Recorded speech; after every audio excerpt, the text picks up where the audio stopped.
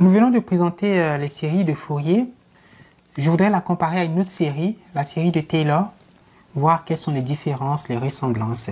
Alors, Fourier nous dit qu'une fonction f de t peut s'écrire comme une constante plus la somme quand k varie de 1 à l'infini d'une combinaison de sinus et de cosinus, essentiellement. Donc, a cosinus k oméga t plus bk sinus k oméga t, où oméga est 2π sur la période. Taylor, au contraire, conçoit les fonctions comme la somme, quand k varie de 0 à l'infini, de coefficient ak fois t exposant k. Alors, le coefficient ak, dans le développement de Taylor d'une fonction f de t, c'est la dérivée kim, la dérivée d'ordre k de la fonction f. Donc, on suppose que la fonction f est différenciable k fois, évaluée en 0, divisé par la factorielle de k. C'est donc un développement centré ici au point t égale à 0. On peut faire un développement en un point t qui n'est pas nul. Il faudra alors prendre la dérivée d'ordre k de la fonction f évaluée non pas en 0, mais en cette valeur. Par exemple, si t vaut 1, alors il faudra prendre la dérivée d'ordre k de f évaluée en 1 divisé par k factoriel, et au lieu de t, écrire t moins, disons t0 en général, ou ici t0 égale à 0. Et ici on aura t0. Mais faisons simple, prenons le cas où le développement se fait autour de 0, et dans ce cas les coefficients ak sont les dérivées d'ordre k de la fonction f évaluée au point 0 divisé par la factorielle de l'entier k.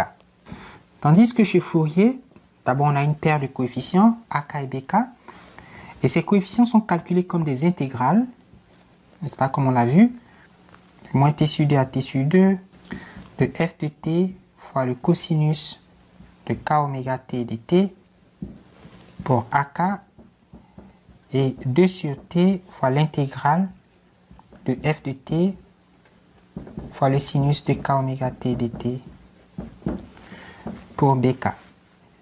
Notez la différence entre l'intégration chez Fourier et la dérivation chez Taylor. Fourier intègre pour ressortir les coefficients de la série de Fourier. Taylor dérive pour exhiber les coefficients de la série de Taylor. Et on voit donc par ce mécanisme-là même, par cette opération d'intégration, que l'analyse de Fourier procède par une approche dite globale de la fonction ou du signal f de t. N'est-ce pas? C'est une analyse générale du signal, alors que Taylor procède par une analyse dite locale du signal f de t. On étudie localement le comportement d'une fonction f de t autour d'un point t0, ici égal à 0, et cette analyse locale ressemble un peu à ce qu'on faisait au collège ou au lycée. On traçait des droites tangentes à une courbe et on faisait l'approximation que la courbe de la fonction est confondue avec sa droite tangente, mais localement. On peut donc faire des opérations, des calculs, des évaluations de la fonction dans un intervalle centré en t0, mais relativement petit pour ne pas perdre trop de précision, en utilisant l'approximation de la droite tangente. Eh bien, c'est une généralisation que propose le théorème de Taylor.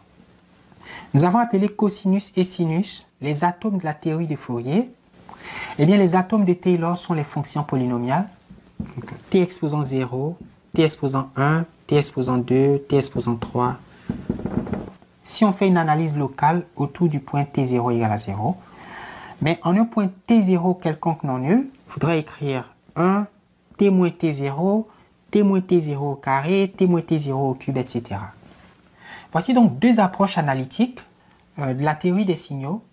Une approche locale, mais relativement limitée puisqu'elle suppose que les dérivées de la fonction f existent et sont continues, n'est-ce pas? C'est une hypothèse forte localement, et ce n'est pas toujours vrai pour les signaux que nous analysons, mais pour les signaux qui satisfont l'hypothèse de Taylor, nous avons une analyse locale avec des atomes qui sont les polynômes de degré échelonné 1, t, t carré, t cube, etc.